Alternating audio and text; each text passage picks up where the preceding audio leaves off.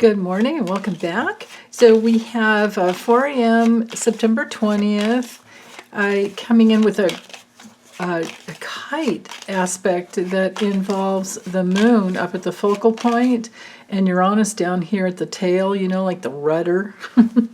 But see this, see these two sextiles up here, the trine here, and then these two trines here. So we do have the grand Earth trine that we've had all week. And if you watched the weekly astrology where I went in depth, you notice that the grand Earth trine I think was even in last week, and is most of this upcoming week as well.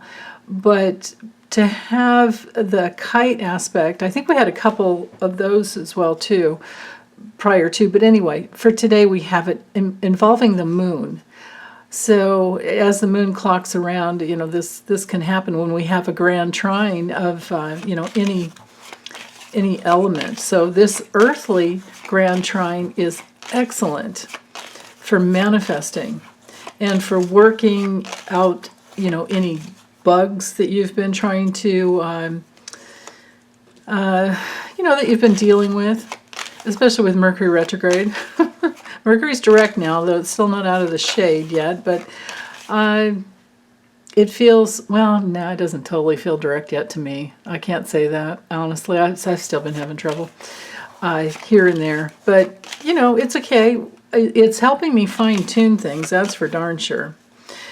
Okay, but with the Scorpio moon opposing Uranus, like I said, it was going to happen yesterday during the night, and you can see here it is Uranus at 22, Scorpio moon at 28. It's moving out of the applying opposition there, but it's still it's still pretty strong because there's just one more degree of Scorpio, and it's at that anaretic degree, which makes a Scorpio moon that's already intense even more intense.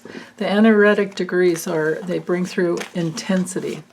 So every sign that, once it gets to 29 degrees, and we'll clock it the fastest with the moon, will bring through something much more intense than there was before. And it could be something shocking, going on with this Taurus-Scorpio polarity. It could have to do with something that comes out in the news politically, some shocking corruption, although I don't know that anything could shock us any more than what we've already gone through. I guess the depths to how low they can go, we could see, I suppose.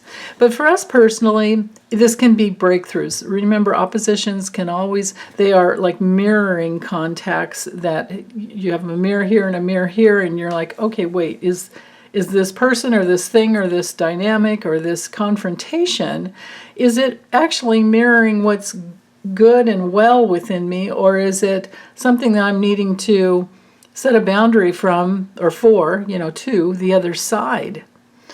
And we work our way out of problems that way, and also with the squares. And from there, we can have a much smoother time in life because breakthroughs come. Breakthroughs come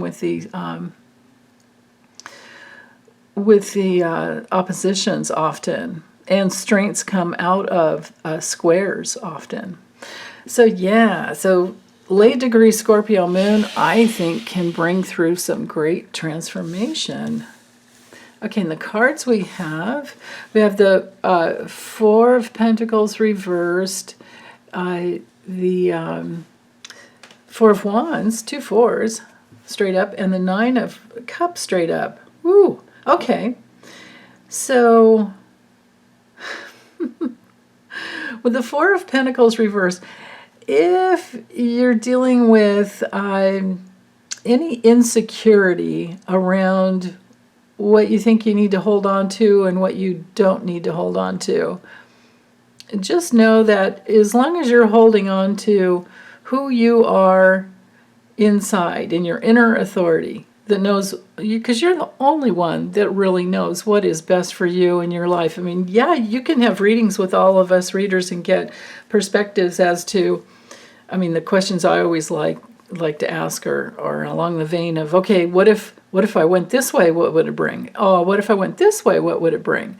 That type of thing. You can do that. That's excellent. But when it comes to the most important things, I'm always asking is like, what feels best to you? If you trust your intuition, which way feels best to you? And that's inevitably the best way to go.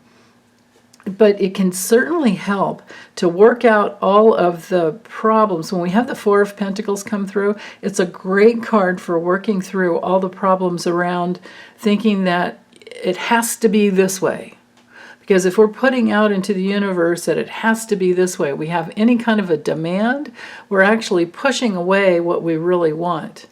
So to have the fulfillment with the Nine of Cups that we want, what we need to do is to come home to ourselves and trust that we already have everything within that we need in order to create happiness and safety and that structure of fun times, good times. Four of Wands is all about good times. This could be a happy event, though. This could be a wedding or something that kind of drains your pockets. I remember when I got married, they took a picture of my dad with his pockets empty, holding out his empty pockets. It's like, yeah. That's what happens when you have daughters, right? So, but anyway, there could be a draining, one other combo with this is a draining event, but you're happy. It was draining to put it together. It was draining to get to the wedding. It was draining to go to the graduation ceremony or to get your new graduate off to college. And yeah, the tuition is expensive, but then you're so satisfied and you're so happy that you made it happen, that you did bring it together. It did happen. And it might be kind of sad to wave goodbye to them sometimes, but then again, if you want nothing other than their happiness, sometimes we do give quite a little bit without Four of Pentacles reverse, and we do feel a little financially impoverished.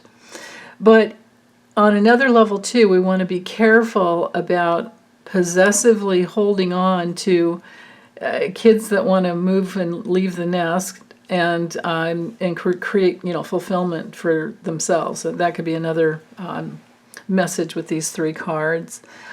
Let's see, what else could it be?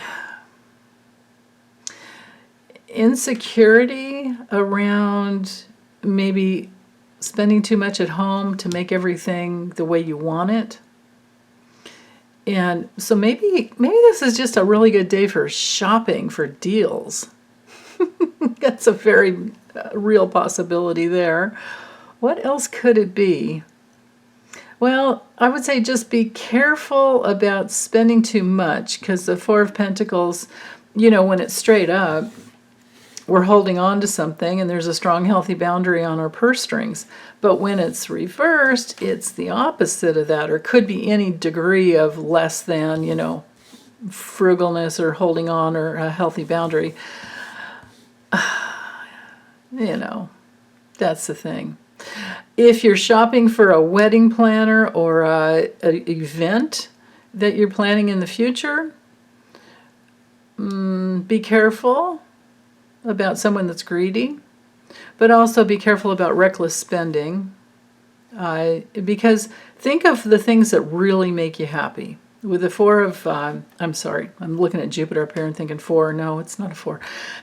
Jupiter and Pisces. With the Nine of Cups, think of the